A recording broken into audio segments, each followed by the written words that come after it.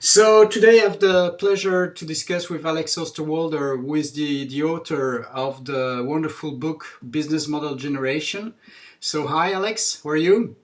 Hi, how are you? Fine, fine, thank you. So thanks for speaking with us today.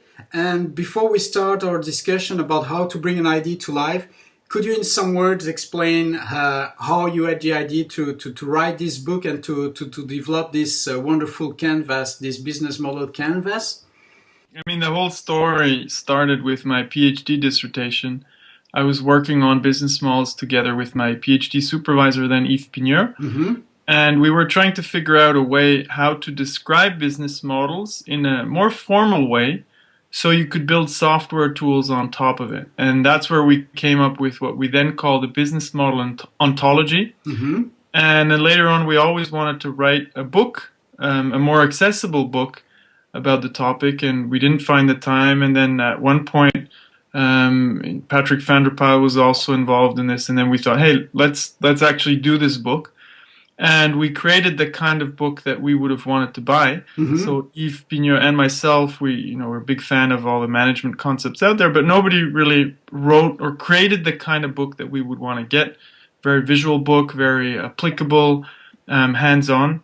So we wrote it ourselves, and we were inspired by some other books, but more probably architecture books and design books than other business books. And I'm saying this more from the format point of view, that we wanted to create something visual. So it kind of emerged, and then at one point we really did it. We sat down and then we started this project. Okay, and indeed, it's a very great idea to try to use visual thinking and visualization to explain the concept behind the canvas. So, is it something that you were looking for several years ago, or how did you decide to shift the way books are normally written? I think, the whole visual thinking, I mean, that it's not totally new, but Mm-hmm, it mm-hmm. has really become a very strong trend recently. Right. And I think when we're talking about relatively complex things like the business model environment, I think visuals help simplify Mm-hmm. and make things more concrete. Things that are difficult to describe just with text. So we just decided to do it. We were inspired by some other books. There were a lot of visual thinking books coming Mm-hmm. out at the Mm-hmm. time, and we, wanted to bring it into the management field. And it was something that I also learned from my consulting practice that I had built up then, that using post-it notes and visual methods just makes things much more concrete, much more tangible Mm-hmm. than if we just use text, bullet points, and discussions. So it was something that emerged, and that was definitely not something that we invented, but it's something that I think is going to become more and more important in the years to come. And going back to this visual thinking concept, uh, what are the advantages to increase creativity within a company or within a team? What's your point of view? How can the visual thinking help to increase creativity and the ideation process?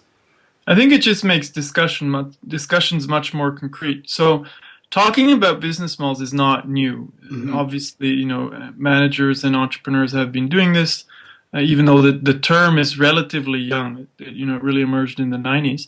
But what you see is, if you imagine a situation where you have marketing people, operations people, IT people, finance people around the same table, and they start, saying, "Well, we need to reinvent our business model," and then they start having a discussion. Well, traditionally we would do a lot of talking, and maybe we'd use a flip chart. But what you really want to do is, you want to start with a shared language. You want to Hmm. talk about the same business model concept and mindset. So that's the first thing. But then what I realized over time is, when people start drawing a business model, mapping it out, and that can be, with post-it notes on a Hmm. wall, Hmm.